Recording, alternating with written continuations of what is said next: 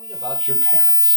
Okay, well, my father, Stuart Prindle, who started Prindle Insurance Agency 75 years ago this year, and he was born in Sharon, and his worked for his dad on the Prindle farm up in Ellsworth, and that's where he got the farming bug, I guess you could say. And my mother, Catherine Ward, my middle name is Ward, she was from New York or New Jersey, Rutherford, New Jersey. And her dad was a photographer in the city. And in fact, I have some of his work in my office, one being Teddy Roosevelt, which he signed to my grandfather. But I don't want to get into ancestors that much. Right.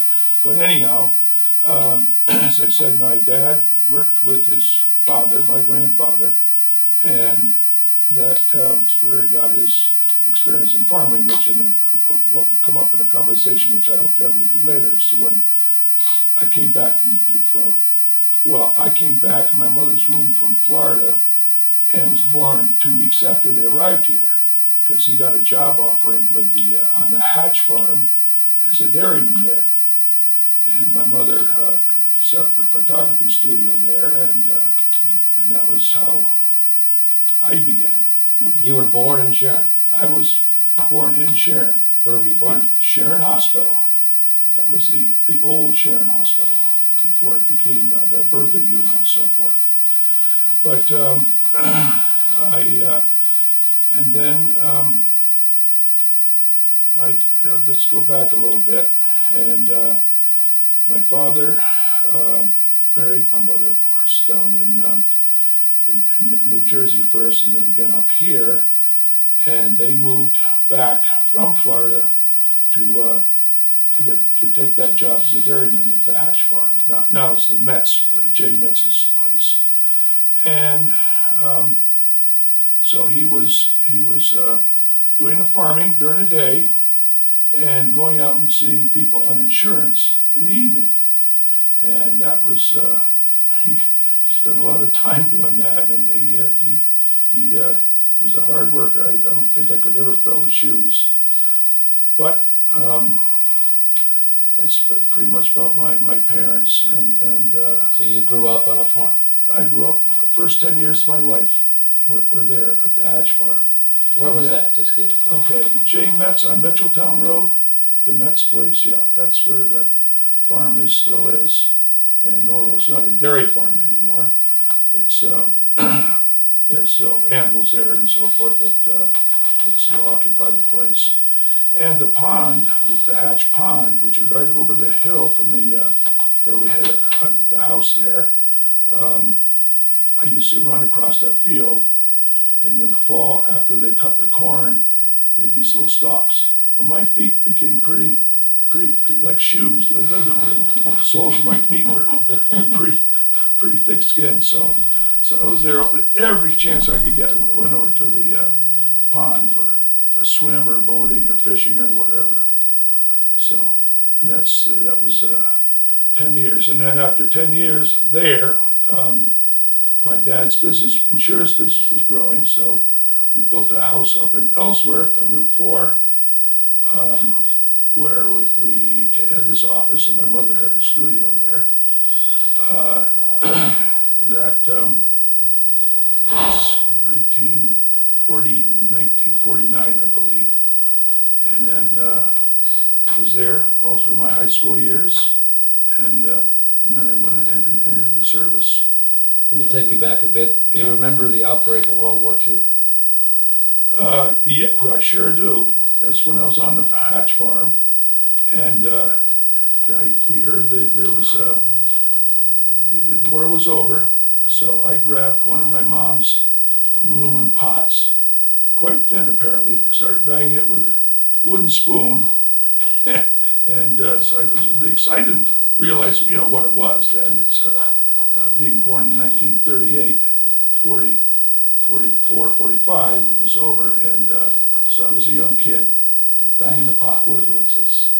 8 years old or something like that. You knew it was big. I knew it was some happy time, so, to celebrate. So that's what we did. Where did you go to school? I went to school, with the grammar school here, and, And how'd you get into town? it was a bus. We had a bus. And if I wanted to play any sports afterwards, it's bicycle. It's a good run. Yeah, and then after, 8th grade, kindergarten through 8th grade, and then went to the regional high school. And let me stop you there. So in grammar school, do you recall teachers you loved or classmates? Special events? I can tell you, maybe she's gone now, so I can tell you the teacher scared me to death. And I behaved that year. Because I didn't behave myself too well, through the lower grades. You were a rascal? I got into trouble quite a bit, yeah. Little scuffles, fights and so forth, but nothing serious. Usually about a ball game and wrong a call or something, I don't know. But anyhow, that was the first grade, second, go right up through the grades. I just loved my teachers. And I heard that my 6th grade teacher, Pearl Gutzel, I shouldn't mention names, but she's gone now. I understand that she was pretty tough. And I experienced this scene where she was chasing one of the older kids down the hallway, got him in a little side room there and started choking him, and the principal had to come and pull her off of him. And she still had a job after that. But anyhow, I says, boy, I'm going to behave myself in that class. And I behaved myself ever since, pretty much. For the most part. We'll get to that. So this is 2020, and we may have seen the last of the really cold weather, given what's going on with our climate. How cold did it used to get here? Well, I remember a lot of times below zero. I mean, and we had a lot of, up in Ellsworth, where I experienced the most snow, and we had tunnels. We went from here to there in tunnels. It was probably in the early 50s, I would say, mid-50s, early to mid-50s. You would tunnel under the snow, yeah. And we don't seem to have the snow. We didn't have any snow in the month of February. No, I guess it's still February, isn't it? So we until today. And what was it like being a kid when it was cold in winter? I loved it. There's a lot of skiing, skating, sledding. There's a lot of hills in Ellsworth, as you know, and a couple of those hills were pretty steep, so got my flexible flyer out, and with a bunch of kids, we scooted down. Of course, when it was icy like that, there was no traffic. So. And you were telling me there actually was a ski hill in Ellsworth. Tell me about that. The Sharon Mountain ski area, that was right behind, it was on my parents' property, and it was on he built it on a southern slope. Why, I don't know, but it wasn't very successful.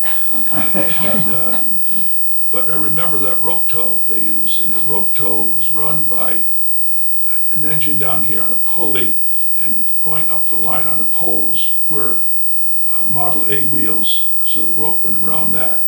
But as the afternoon moved on, the rope just got so slippery you could hardly hang on to it. These gloves got wet and so forth. But they drew quite a crowd. And it went out of business. Lasted for probably 4 years. Going back to in your childhood, do you recall any big events? Were there big fires? Were there big storms that were devastating to the town? Well, not a lot of grass fires and so forth. We had the place, the Hatch farm that we grew up on the first 10 years. It was about 5 or 6 years old when they had the big fire in the main house there, and burned down his frame.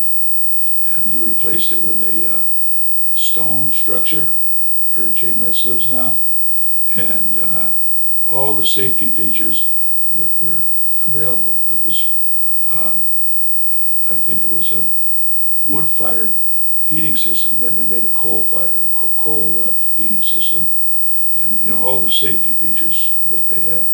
Another one was the what they call the convent going up Jackson Hill. There was a convent still there. That was a big fire there. It completely burned down, and that was again rebuilt with brick and stone and so forth. And the house that I'm in now was Ned Thurston built that house soon after that fire there, and he had so fireproofed. I mean, in that house, because of the fire, convent fire, every 4 feet in the partitions were brick, fire stops, and of course the house is made of, you know, built on a brick, a slate roof, and all that. So that was, as a result, I think houses were being built much safer after those fires. Tell me how the town and along the green looked compared to now and back when you were a child. Well, I'll tell you, it has not changed. Has not changed a heck of a lot. The buildings really haven't changed. The green has not changed.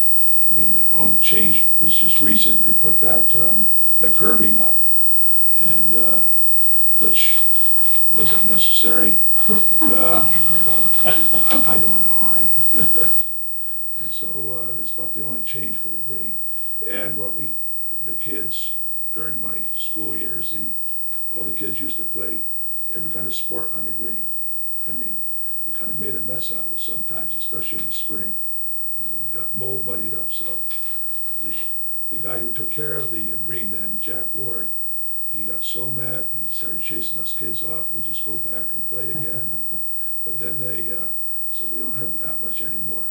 I see that the green now, they plant all that nice grass, sprayed on grass. And so while that was growing, they couldn't have the Christmas Christmas tree singing and all that. So moved it down here at the monument, I guess was okay. But did they always have a Christmas tree lighting? Always had a Christmas tree, as far as I remember. Yeah, always had a Christmas tree lighting on the green, and the songs and the singing and all that. What about the churches then? Yeah, well, it's. I grew up as a Methodist in the Methodist church up in the corner up there, and we all got along. And and every year they would have the Christmas services in another church. They keep, you know, every year would be a different one, because you know, because I know a lot of the Catholic kids. I like to be with them and so forth in the other churches. So it was very economical. When you got to high school, you talked about getting in trouble. What did teenagers do to stay out of trouble, and what did they do to get into trouble? Well, pranks mainly. Such as? And when I was there, I mean, I don't recall any drugs. I mean, never heard of marijuana, you know, let alone all these other drugs. So it was pretty good. And I played a lot of sports, and you know, maybe it was a different crowd, I don't know, but I just never heard of anybody getting in trouble with that. A couple of beers?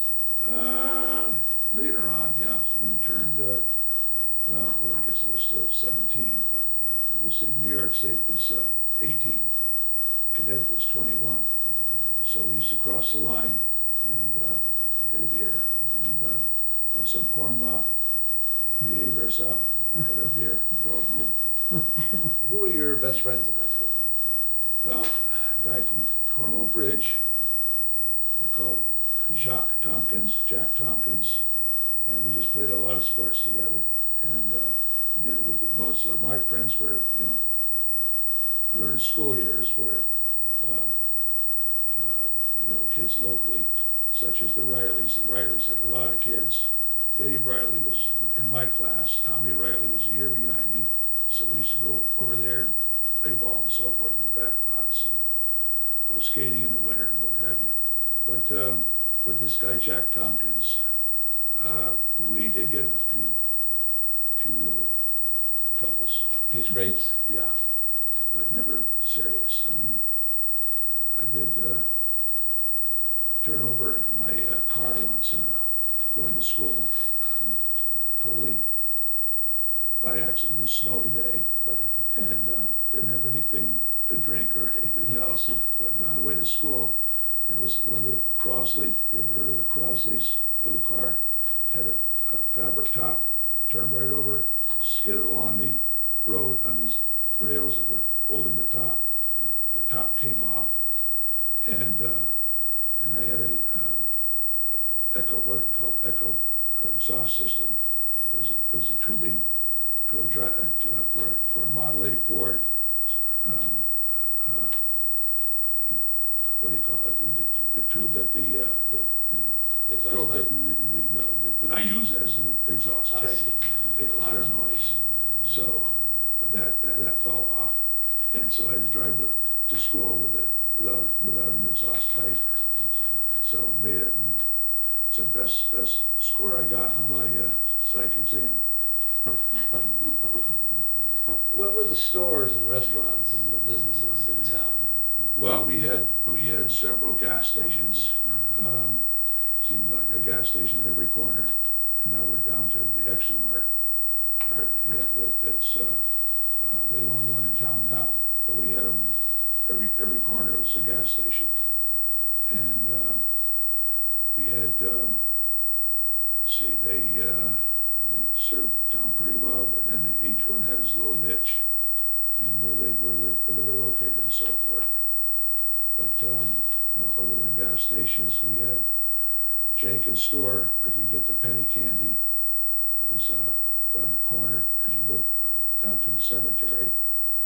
And right next to that was a drugstore, Walsh's drugstore, where you can get all the comic books you can read there and put it back in a rack. But and then on West Main Street, where my office is, there was an A&P on one side that sold gas, and Dakin store on the other side that sold gas, and it was a grocery store. And of course, there was a gas station, Bob Pitcher's gas station, which is just above the A&P. And then down below was a telephone office with the switchboard operator, and then of course in between was the firehouse.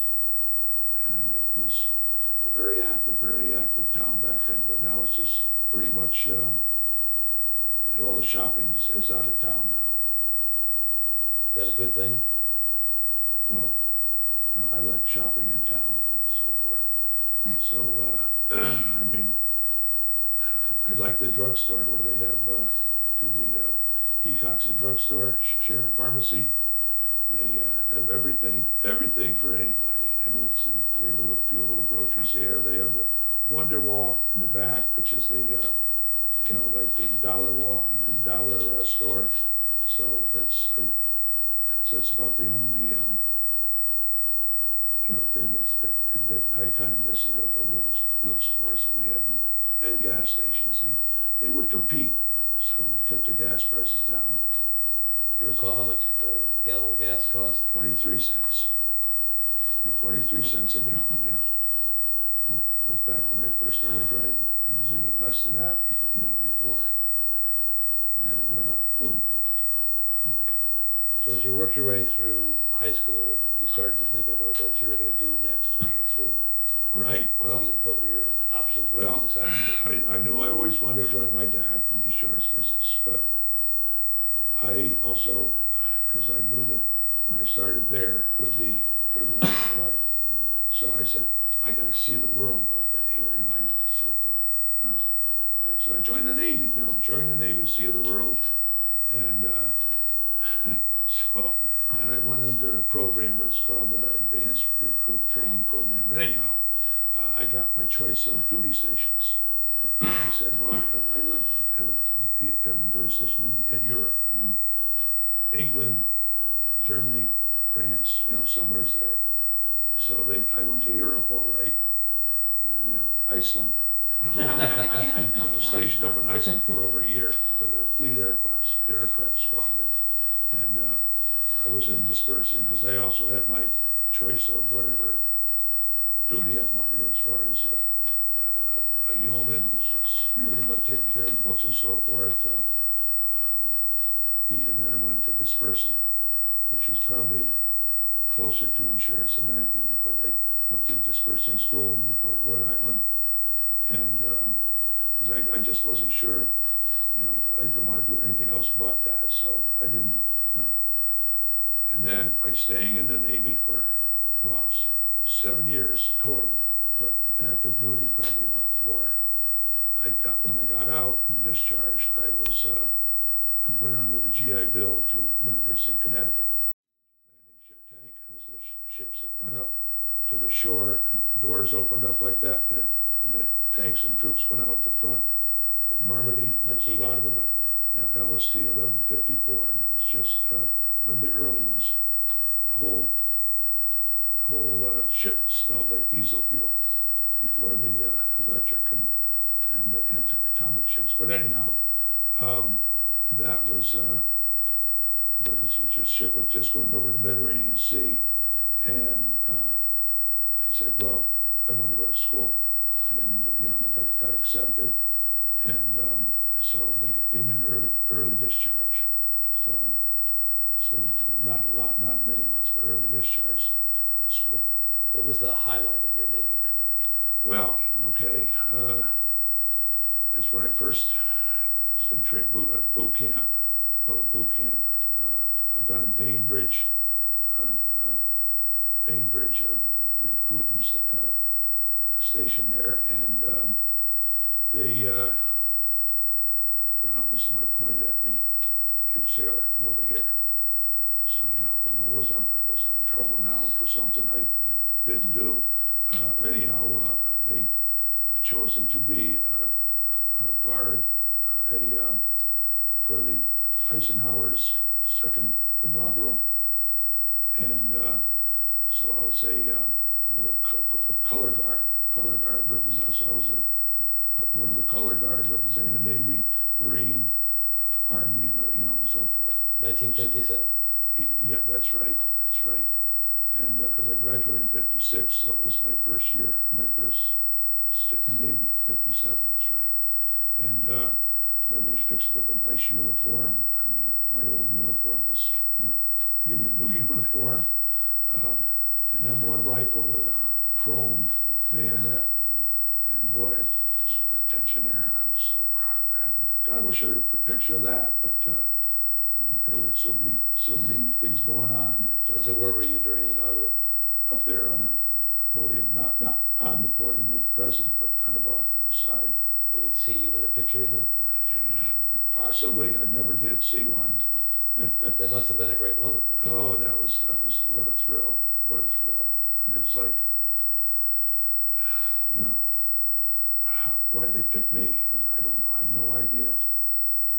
I must have had a nice uniform on or something. I don't know. Did you have the mustache then? No, I didn't have a mustache. No, I didn't even have whiskers. And I did have a pair of trousers that were 13 buttons. Most of them were just zippers. I had the 13 button that I found someplace, or got from, I think from this guy, George Shabanov, who was in the Navy. And I think I got them from him when I went in. But they were very good. They said, yeah, you can wear those. Because I asked if I could, you know, when I went down there. So so they were pretty sharp and so forth. Now, whether that was it, I don't know. There was no other reason that I can think of. I didn't, they did name me in Bainbridge, they did name me Corporal of the Guard, which was just a position where you were in an office mainly, and you just took care of a lot of the paperwork. And maybe that was it, I don't know. When you left the Navy and you went to school, did you think, I'm going to go back to Sharon? Sure, you're right. Was there a choice you had, or was that the choice? A choice after the Navy? Yeah, could you go on to Chicago or New York? Yeah, Why did you want to stay in Sharon? well, first of all, the reason I came out of the service with the early discharge and so forth, I would have stayed in because I really enjoyed the service, the Navy. And my dad said, I need help here. And he was looking to it. Another guy was interested in going in with him. And so when he said that, I said, I better get the hell out of here and get with it. So that's when I that's when I, started my course, to my career. And that's probably the only reason my dad would have got somebody else in the business. I said, Dad, you can't do that for me, to me, So I came home. And you wanted to come home. Oh, I wanted to come home, yeah, absolutely. And when you came back, how was Sharon when you came back? Didn't change, no. Sharon, that's one thing on the Planning and Zoning Commission, it's what I say, that really, Sharon has not changed a whole heck of a lot in the 80 years I've been around. Very, very little, very little. Yeah, a few houses have changed. The shopping center, of course, wasn't there. The Extra Mart gas station wasn't there. But most of the buildings that were back then are still the same. Of your friends from high school, how many stayed, how many went to the big city or moved on? Are there jobs here? Yeah, you asked me that. And I would say 50 to 70%, 50 to 75% left Sharon. Yeah. Because? There's, just opportunity. There just wasn't, work for them, and opportunities that was offered in the city. For example, my brother Dale went to General Electric up in Pittsfield. There was an apprentice training program up there, which was very, very good, he heard, so he went up there. My brother Brent, he stayed around, and my sister went off to college and married a guy and he's lived down in Florida ever since. I'm just thinking of my own family now. But most of my friends, there was a matter of opportunity elsewhere, and then they just, not jobs here in Sharon at all for them. So that's how that happened. So you were here, and what was Sharon like? Let's go through decade by decade. In the 60s, the Kennedy years. 60s, okay. Yeah. How was business for you? What were you doing? Well, that was, I'll tell you, business was good. Business was good. There were good times, not very few bad times. The markets seemed to be going very well. I had a nice car, nice Ford Sunlighter convertible. I was happy. And, no, the 60s were very, very good. There was turmoil in the big cities. Racial unrest. Yeah, and did you have any sense of that here? None whatsoever. You saw it a lot on TV, because TV was big then, and as it is now. And you saw the problems in Los Angeles and the West Coast and Chicago and riots and all that. No, it wasn't none of that affected any of us here in Sharon. It felt like a safe haven. Oh yeah, absolutely, absolutely. We've had a lot of people from New York coming up to, to get a safe haven. Like I gather, besides the beautiful area that we are in, that would entice them, I'm sure. And the Sharon Inn right across the street on the corner over there, that's gone, but that was kind of like the hub in the community. What was it like? Well, that's where they had the fireman's ball and all things like that, and functions, and plus a lot of activity there. And then, boom, they tore it down. I couldn't believe it.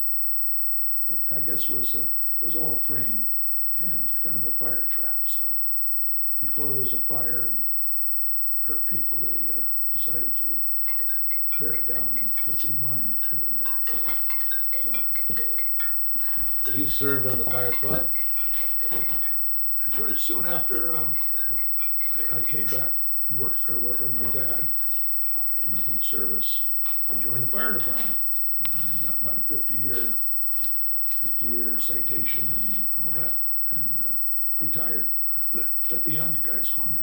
That house is burning down. What were some of your bigger fires? Well, as I said, the ones that I remember, oh yeah, the ones when I was in the department was the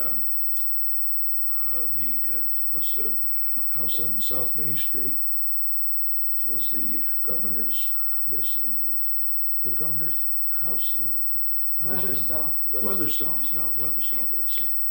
That caught fire, and that was quite a fire there. What happened? Destroyed it. Take us through it. Well, I insured it at that time, and found out it was a wire under one of the rugs caught fire. And that room that it was caught in, it was a paneling, came from someplace in England, beautiful paneling. And that's where it all started. And boy, I can remember going up the ladder, and things were being passed out to me, and one of the firemen passed me a set of golf clubs, fell all over me, and thanks a lot. But no, we saved quite a bit of stuff, and it was a slow-moving fire, because as you know, it's a stone building. So it was like a chimney? Well, yeah, that's what happened there. But the fire started in one room, and it kind of filled up the whole rest of the house. It pretty much saved it, though. How important is the fire department, you think, to Sharon? Volunteer department? How How important is it? Oh, very important. I mean, they're all volunteers, and they couldn't get any younger kids in. And then before my 65th birthday, they put in a pension plan for the firemen. Of course, when I turned 65, my pension was $7.80 a month. But no, some of these young kids coming in, they can really do well on that. I mean, I know that some of them, if they want to retire when they're 65, they're going to be getting, something like what I get for Social Security now, about $2,500 a month. So that's very good. But they work for it. I mean, they're there. They have to go through the constant training process, both the firemen and the ambulance department. I mean, you can't find a better ambulance department than we have here in Sharon. It's an old Cadillac, looked like a hearse, and we had no training then. We had these scoopers. We'd go and get some patient that was passed out or whatever. They split apart. You took the things and you scooped the person up in this, tighten the bolts, picked them up, threw them back in the ambulance. Dad, I'll drive. You stay back there with the patient. And so that was what we had. Now it's really, I mean, they're fully qualified EMTs, emergency medical technicians.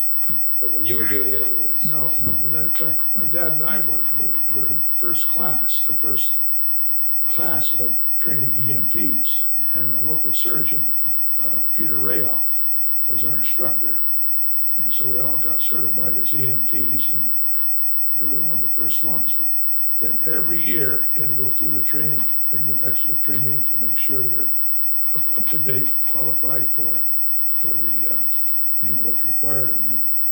And they're pretty sophisticated now. The kids on that ambulance, I call them kids. I mean, guys like Jamie Casey and Betsy Hall, and they're so dedicated.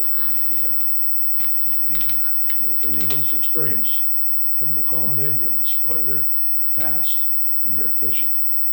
So you would respond to traffic accidents and medical emergencies. You're calling any major scenes? Yeah, some pretty serious accidents. Yeah, where they were claimed, they were gone when we got there. So not much you can do about that. But must have been tough.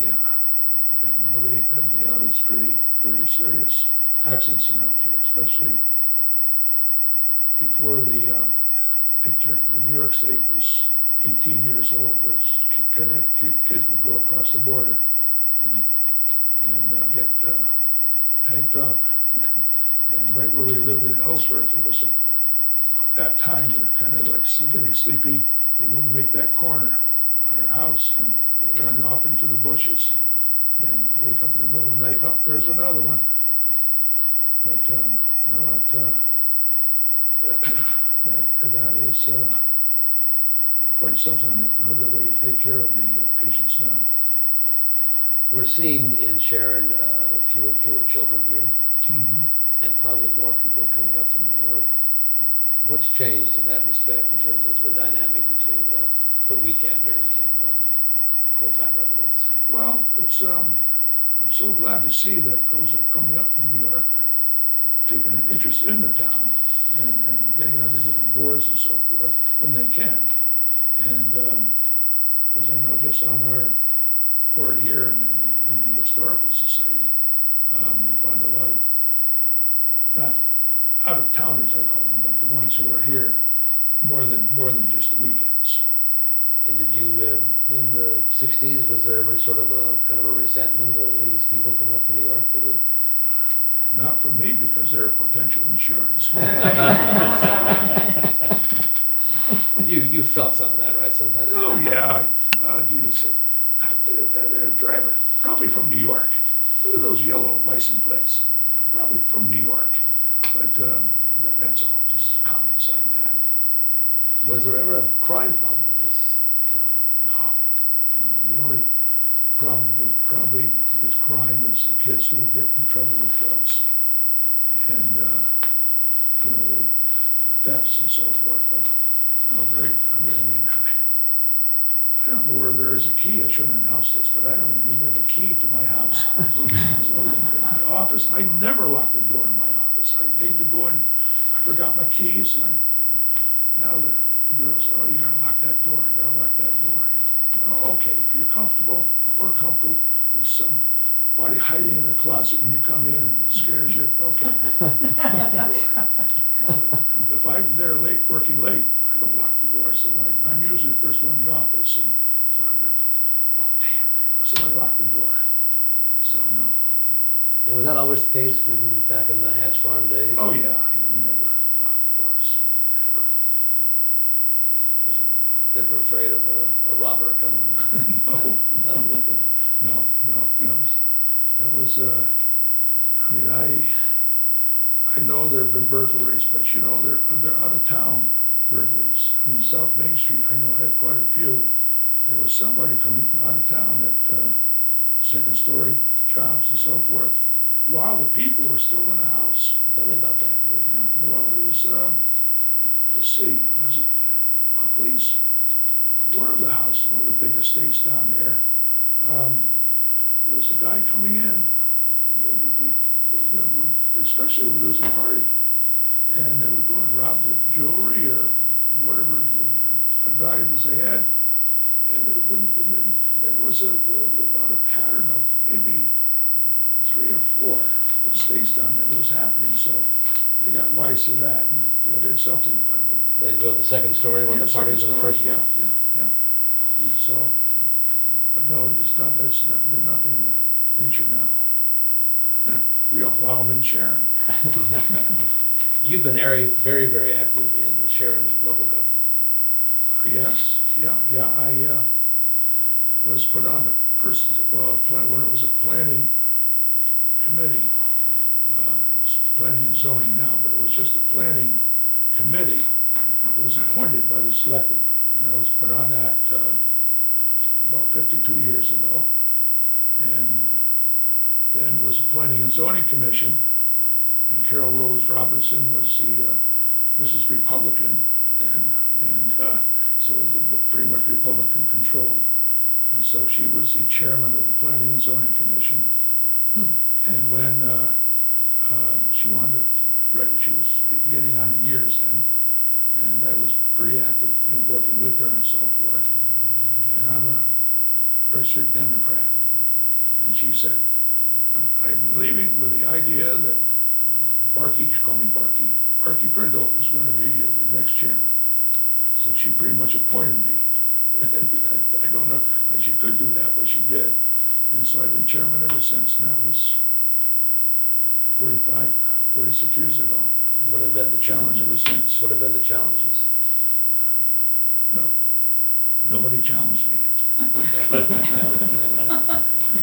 No, but it's been very interesting, and my philosophy on the Planning and Zoning Commission, especially not just trying to be neighborly, but somebody wants a business or something like that, we find a way, the commission, not just me, but the commission finds a way to allow that business, providing it's a necessary business and a business that the town would like in Sharon. You know, if it's in a different zone, you can't rezone just for that particular business or what have you. But you can create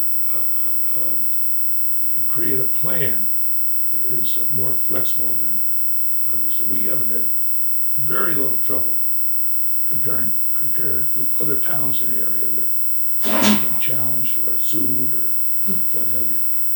We feel very fortunate. But I blame a lot of that on Jamie Casey, our zoning enforcement officer. And she's really a land use person. She's inland wetlands and others, but she has been tremendous. She's tough, but she's very fair, and she explains to the people what the story is beforehand, and not when it gets out of hand and everyone starts bickering. And you know, that's worked out very well. You've had some controversy, right, in terms of the zoning and planning? The only one. Barclay estate? Well, I was just going to bring that up. Yeah, that did make the New York Times. What happened? Take us through it first. Okay, well, the Buckleys wanted, you know, the family home wanted to turn into condominiums. So the Buckley family would all have a piece of it, and all this lots up above would sell to others that wanted to move into the Great Elm. Well, there were some neighbors, I won't name them because they're still around. They said, nuh-uh, including John Spencer, who owned the Weatherstone. He was really against it. And I insured that guy, and he comes up and stands in the back of me at the Planning and Zoning Commission, staring down at me, because he didn't want it approved, and all this traffic now in town. And so, but no, it worked out that what they had planned, what they put in as a plan, was acceptable. They had all the safety features of runoff and all that. And one of the neighbors said, well, our stream that was just a little puddle before coming down by our house, and now it's a big gully. So that was solved by putting in a retention pond, and we just did certain things that made it okay. So that went through, and I don't think anybody's objecting to it now. I mean, right now, our first selectman is doing a fantastic job, and he's, not much controversy. But I'll tell you, being first selectman, it's a 24/7 job. In the past, have there been some that were quite as good? Well, yeah, Bill Wilbur, he was good. Bill Wilbur, Dick Carley, I mean, just to mention a few, were always very, very good. And as I said, it's a job that I wouldn't want. As you look forward, lifetime resident of Sharon, businessman, active in government, on the fire department, what do you see as the big challenges for Sharon in the next... Keeping our young people, because without the young people coming up, to a paid fire department with pensions and all that is very pricey. But the fire department, the service guys, the contractors, there are not enough young kids coming up to fill those spots. So we have a lot of out-of-town contractors coming in and filling their need. But I don't want to see where it's going to be a paid fire department or a paid ambulance corps, because that would kind of wreck our budget. And as part of that, a lack of housing that would be affordable for... Well, that's another thing. In zoning, we're addressing that now. Well, the workforce housing, which is, for a person, lesser land, more, what do you call it? Density?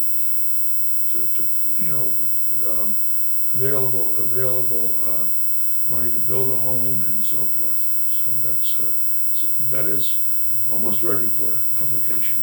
And do you worry about the character of Sharon changing to accommodate? No. We've always had where a family wants to, they say they have 8 acres and they want it or less. See, we have 1 acre zoning, 3/4 acre zoning in town, 2 acre zoning outside of town.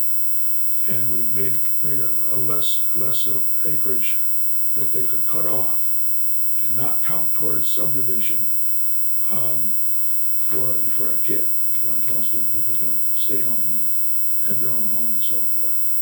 That's worked out very well. We have accessory uses, we have, which has worked out well. We used to call the mother-in-law apartment, which is now accessory apartments.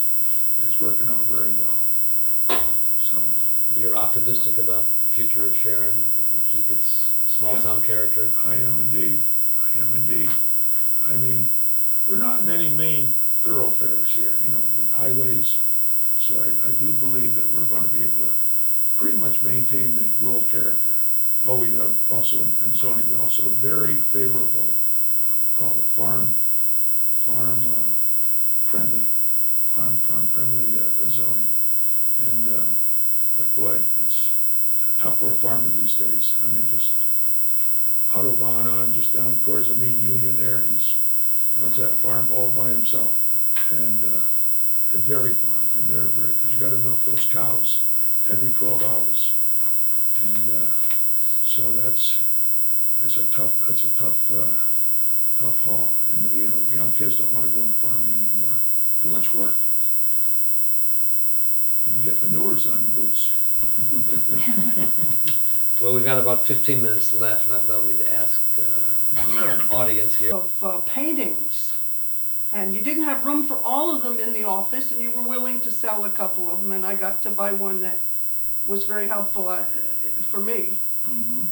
But I became very curious what was going on with those vacations out west. Do you want to tell us anything about it? Well, You seem to be doing that every year, yeah. quite a few years. Well, I am still a member of the what was NOLA before, National Association for Outlaw Law and History. The days gone by on the fire department, and as a youngster, I remember one of the big events of the summer was the carnival, the Fireman's Carnival. And I wondered if, I'm sure you remember it, although I remember the firemen having an awful lot of fun at the carnival. Do you remember any highlights of that? I remember something called the Money Wheel. I was a little too young for that, but... Oh, those were good times, yes. Yeah, both the firemen and the public had good times at these things. Yeah, a lot of betting going on, and they don't have those anymore.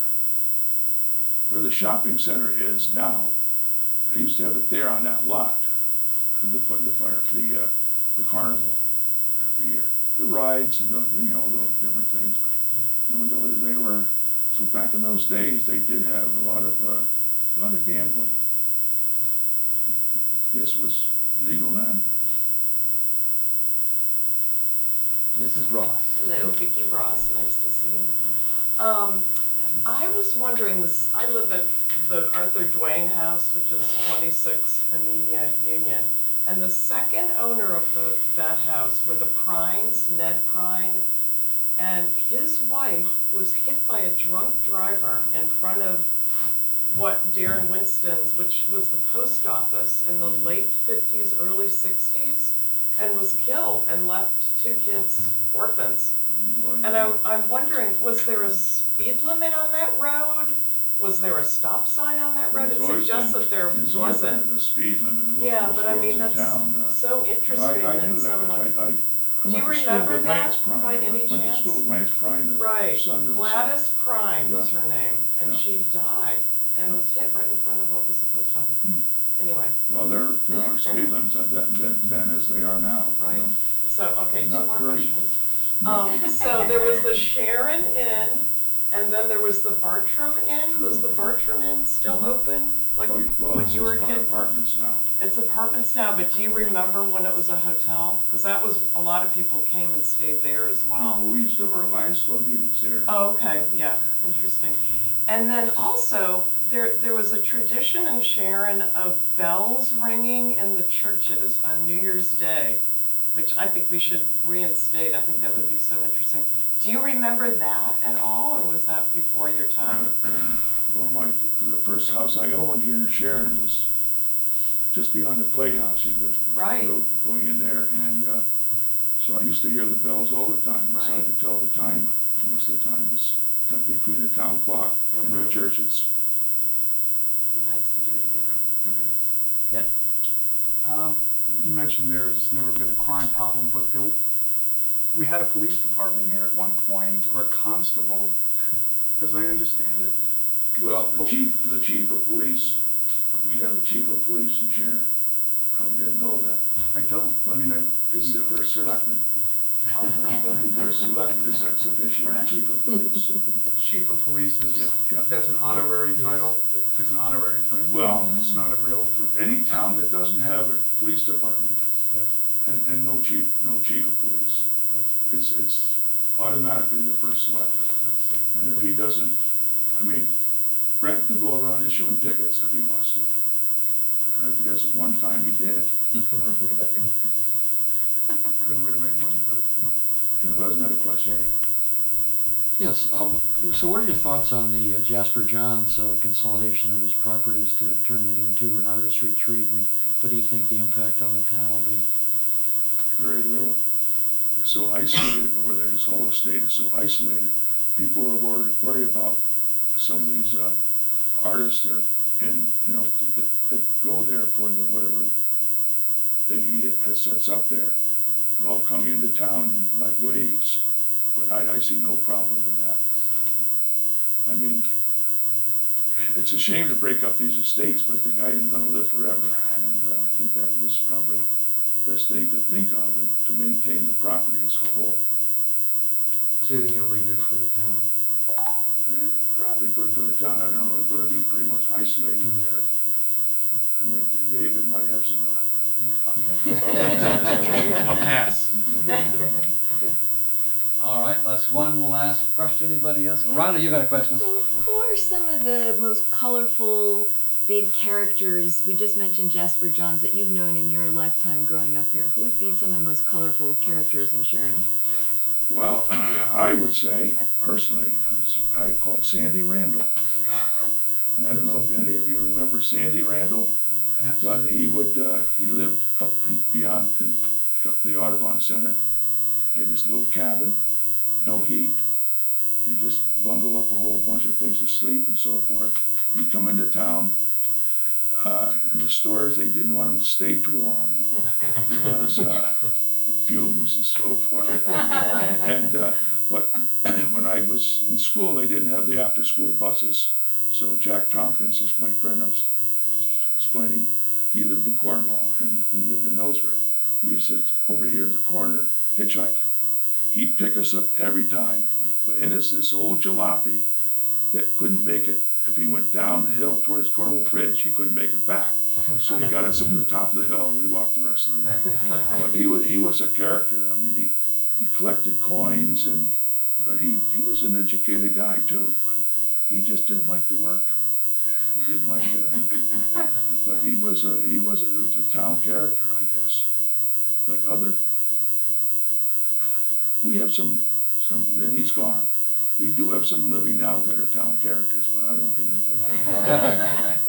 Well, we have a big thank you for you. You've connected us to the past to help us deal with the present and prepare for the future. Thank you very much.